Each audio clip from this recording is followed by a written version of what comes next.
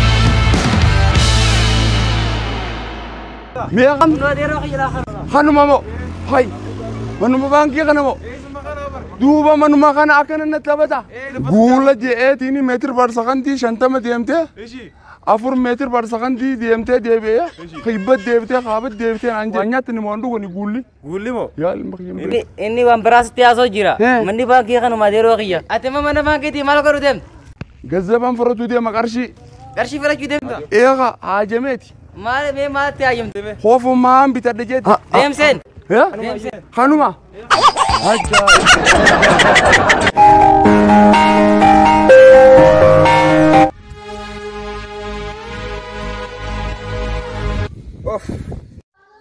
Wayarra fiiziksiin kun anuma dhibe. Hojii manaati jee barsiisaa waan dhagaa takka nu kanne. Deemeetiin gurbaa badhaasaa jaaniin kakutaa kudha takka qarhusan bira dhaqee akka inni fiiziksii hojii manaa nuu kannamte tana.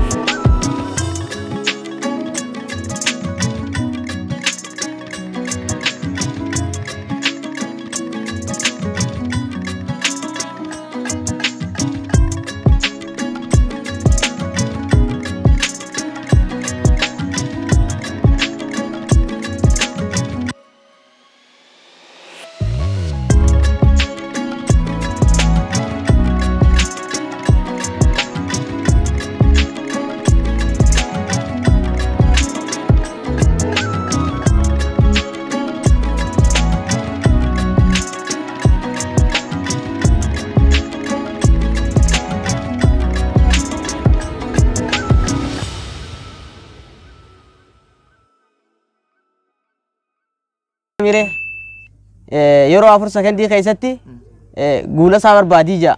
Akkasimi guula akka itti barbaaddu. Acceleration is equal to V final minus V initial over time. Yaa abu naa galee amma. Sii galee? Naa galee. Maaltu sii galee? Overtiin jenne. Overtii jechuun overii dubartoota san baantaami. Aboo kee ittiin arraasi. Maali waan barnoota na barsiisimsi bira dhufe malee waan kabalaa ta'eeti dhufe hin fedhoon. Deemasi qalbiin dubartoota bira si jirti. Kanuma akkamiin?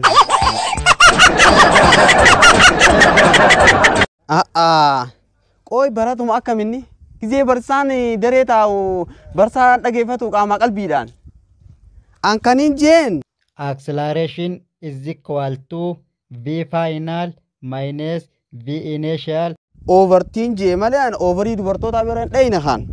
Over jechuun irra jechuu walli over irra jechuu tanaatu overii dubartootaatti fakkaatte.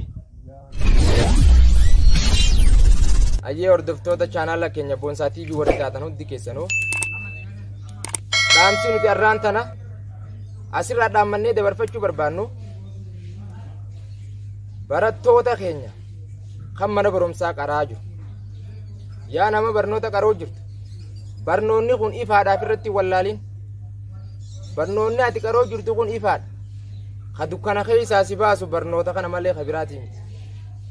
Qaamaa qalbiidhaan yoggaa barsiisaan barsiisu dhaggeeffattee waan inni siin juusan yoo adda baafatte haalaan siif gaariidha jeetii yaada.